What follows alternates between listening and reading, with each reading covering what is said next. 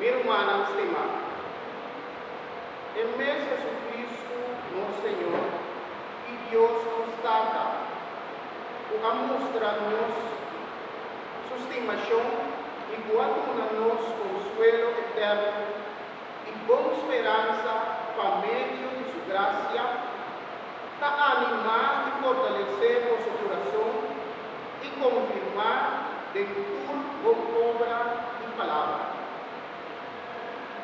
Además de así, mi hermana estimada, rezo para nos, para que la palabra del Señor se plama de él y sea glorificada y haya en mes acogida manera ser taposo y nos por librarnos por gente perverso y malvado, pasó otra fe, no tanto na tu gente.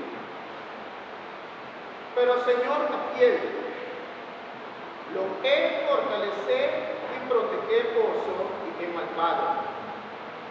Tocante pozo, nos di confianza aquí del Señor, por lo que nos amanda pozo está haciendo y tu pozo lo sigue haciendo.